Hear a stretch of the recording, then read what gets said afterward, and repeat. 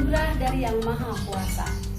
Mereka adalah titipan terbaik yang harus kita jaga. Sebagai pendidik, sebagai orang tua, dan sebagai pengayuh bangsa, kita harus mendidik, menjaga, dan melindungi mereka. Karena mereka adalah cikal bakal generasi muda harapan bangsa.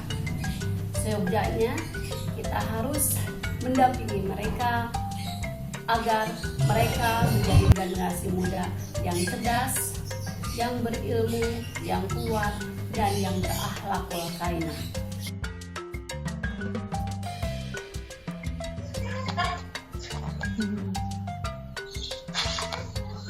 Gimana, lancar nggak? Ya, Bisa belajarnya?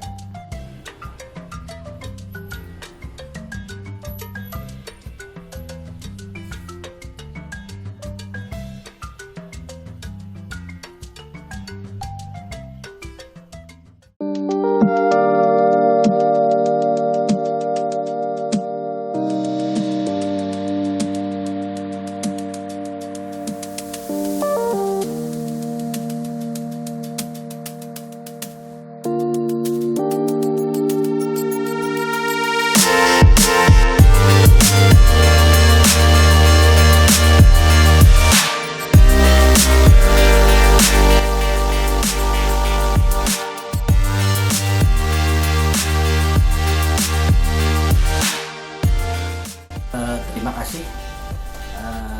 Terlebih dahulu saya ucapkan selamat Hari Anak Nasional tahun 2020. Fenomena dengan adanya wabah COVID-19 ini memang sebuah tantangan yang berat bagi dunia pendidikan, terutama bagi perkembangan anak-anak.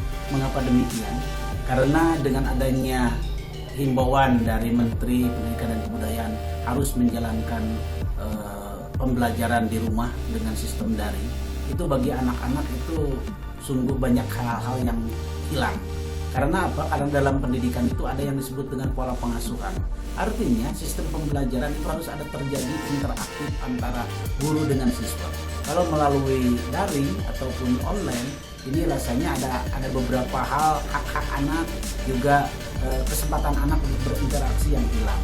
Oleh karena itu mudah-mudahan wabah ini segera hilang, segera musnah, dan kami harapkan juga orang tua berharap bahwa pembelajaran akan kembali normal seperti sedia kala, antara guru dengan murid bisa duduk bersama, bisa belajar bersama di sekolahnya yang tercinta. Amin.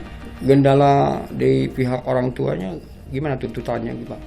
Bagi orang tua memang dengan adanya ada keharusan untuk daring ini banyak hal yang memberatkan. Di antaranya dari sarana prasarana, harus memiliki media seperti gadget atau gawai, terus juga harus tersedia kuota, terus juga mungkin sinyalnya yang harus tersedia. Di samping itu, orang tua juga dituntut harus mampu membimbing. Padahal orang tua itu kesibukannya bukan itu saja, ada hal-hal yang lain, misalnya untuk mengatur rumah tangga atau untuk berusaha. Sementara sekarang harus diupayakan untuk membimbing putra-putrinya terus menerus. Ini juga menjadi kendala, dan itu kami juga agak merasa keberatan kalau memang terus-terusan seperti ini. Mudah-mudahan cepat berlalu. Dengan dilakukannya protokol kesehatan kan apa bedanya Pak ya? Ya. Bisa sekolah gitu ya. Itu yang penting protokol kesehatan dilakukan. Untuk protokol kesehatan tetap kami juga ya, tetapi kami kadang-kadang merasa iri lah. Kenapa misalnya di tempat wisata, tempat pembelanjaan itu sepertinya mengabaikan. Kami ini senantiasa protokol kesehatan, juga alat-alat kesehatan di tiap sekolah seperti alat cuci tangan, lalu juga masker itu sudah disediakan, sudah diantisipasi. Manakala ada tatap muka itu kami sudah antisipasi untuk menyediakan untuk seluruh siswa. Oke, terima kasih atas pertanyaannya dari Mas Sugeng. Begini ya Mas, saya selaku Kepala Sekolah SDN Cipanas 1, kalau keberatan sih mungkin bukan keberatan yang saya utarakan, tetapi banyak hal, banyak masalah yang sangkutanan dengan anak-anak yang BDR atau belajar di rumah ini. sedikit banyak apa istilahnya ya, menghalangi untuk anak-anak berprestasi. Karena apa? Belajar di rumah walaupun memang ada bimbingan orang tua di rumah, tetapi yang paling maksimal kan kalau sekolah itu anak harus dibimbing oleh guru. Nah, dengan adanya belajar di rumah ini ada kendala-kendala yang tentu saja tidak memberikan keleluasaan kepada anak untuk berprestasi, sehingga anak banyak orang tua banyak yang mengeluh. Seperti apa? Karena memang orang tua, tidak semua orang tua bisa mengajar anaknya, sehingga orang tua bisa banyak mengeluh dan akhirnya mereka ada yang frustasi juga orang tua. Nah, saya harapkan sementara untuk keuntungannya mungkin atau kebaikannya untuk anak-anak banyak yang apa istilahnya terkendalikan oleh orang tua, sehingga anak-anak terbimbing dan bisa badannya bisa menjadi sehat, karena memang mereka tidak berkeliaran dan tidak berkerumun dan tentu saja menggunakan protokol kesehatan. Walaupun memang di dalam BDR ini kita anjurkan untuk protokol kesehatannya tetap dipakai.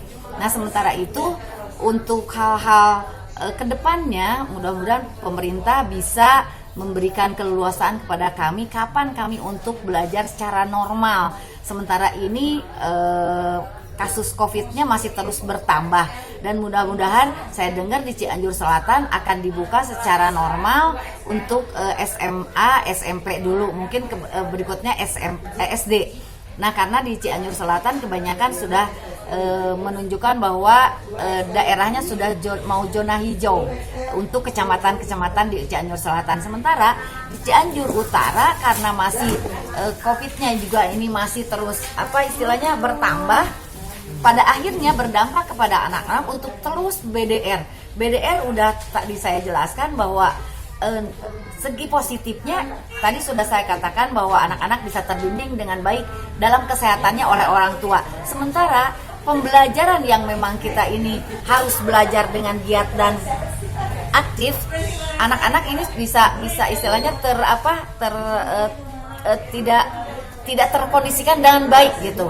Sementara tadi udah saya katakan bahwa orang tua tidak semuanya bisa mengajar dengan baik, dan keluhan ini betul-betul keluhan orang tua yang menginginkan pembelajaran di sekolah ini cepat dibuka. Dan mudah-mudahan himbauan ini bisa terdengar oleh aparat daerah atau tentu saja mungkin pusat. Walaupun memang keadaannya memang kita tidak memungkinkan untuk hal-hal yang bisa memungkinkan anak untuk belajar di sekolah, tetapi dengan adanya aturan yang protokol kesehatan dan juga aturan yang bisa kita buat sedemikian rupa sehingga melindungi anak untuk belajar dengan baik, mudah-mudahan pemerintah bisa menanggapinya dengan benar. Terima kasih. Betul Pak Sugeng ya, benar, anak-anak tuh menginginkan sekolah cepat dibuka lagi, artinya sekolah cepat normal lagi, sekolah secara tatap muka, karena mereka dengan adanya tatap muka yang baik atau yang normal itu akan menimbulkan anak-anak bisa berprestasi dengan baik.